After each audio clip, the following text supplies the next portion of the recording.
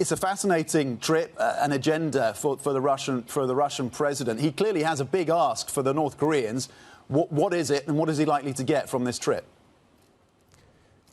Well, North Korea has been supplying Russia with massive amounts of munitions, artillery shells. The South Korean defense minister spoke to Bloomberg last week and said that the shipments could have reached as much as 4.8 million artillery shells.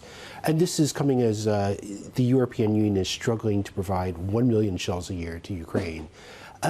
What Putin was probably going to be looking for is even more munitions, missiles from North Korea, anything that he can get that can help him with the war. The thing is, North Korea has a lot of really old Soviet-era systems, and they have huge numbers of these things. They have ample stores of things like spare parts for old tanks, to these munitions, to even its newest ballistic missiles, and it shares a border with Russia, and it can get things to Russia relatively quickly.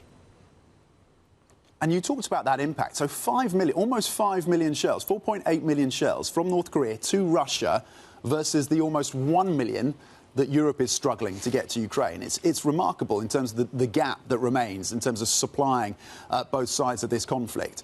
Give us a little bit more detail in terms of how that supply is benefiting Russia on the ground in that war in Ukraine. Certainly. By having this supply of munitions, it allows Russia to continue its indiscriminate bombardment of Ukraine, pin down Ukrainian troops, and also some things like North Korea has been supplying dozens, maybe scores of ballistic missiles. The quality of some of these missiles and the quality of some of these artillery shells may not be that great, but the more missiles that are fired, the more it depletes Ukraine's air defense systems to intercept these things. And it puts the burden more and more on the U.S. and its European partners to supply this to North Korea, supply this to Russia. And Kim Jong Un has been testing new weapons in the past few months, like some artillery systems designed to strike 50, 70 kilometers away, some new ballistic missiles which can carry a significant payload and can travel 100 to 200 kilometers close range. But these are things that he may be trying to sell to Putin when the Russian president visits.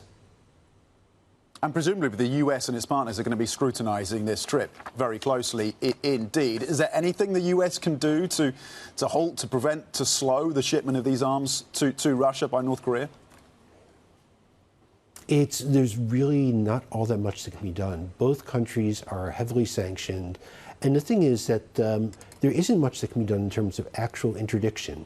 There's a rail link between Russia and North Korea that is just in those two countries. The shipment of goods is being done by cargo ships that travel in coastal waters of the two countries. They can shuttle back and forth. There are satellite images that we've seen that the U.S. government has provided, other governments have provided, showing Russian ships in North Korean ports, the cargo from North Korea going to Russia and then on to rail to the front lines near Ukraine. And they're not hiding it, and there's not much that can be done. The U.S. and its partners are tightening sanctions, and I think that's the most that they can do right now.